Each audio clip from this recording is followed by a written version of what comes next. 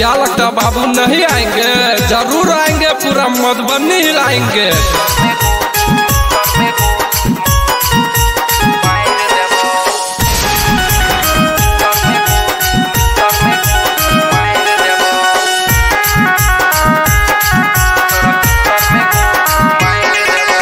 ज्यादा रे बेटा न बाबी देखई न बाबी तोहर उतार देबो।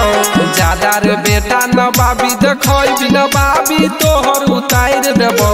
पियो रे बेटा मधुबनी जिला से तोरा चुत्तर में गोली मार देबो। पियो रे बेटा मधुबनी जिला से तोरा चुत्तर में गोली मार देबो। बसौली बाजार में घेर के मारबो, कोई बोलतो तो सिस्टम फाड़ देबो। पियो रे बेटा मधुबनी जिला से तोरा चुत्तर में गोली मार देबो। पियो रे बेटा मधुबनी जिला से तोरा चुत्तर में गोली मार देबो। म्यूजिक बाय रवि राजा।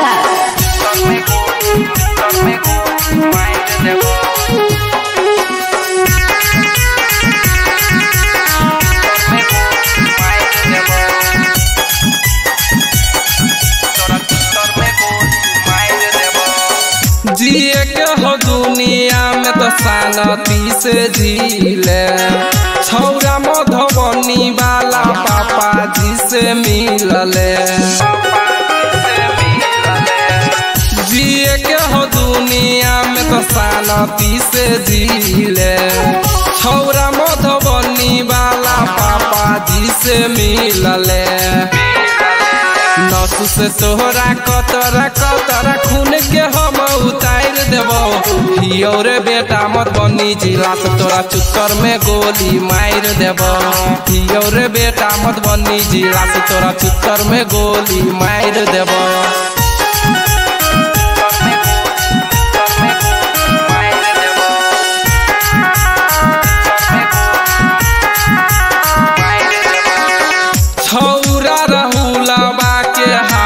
जहिया धरई भी बीच बाजार रे बेटा बास के जैसे फरई भी।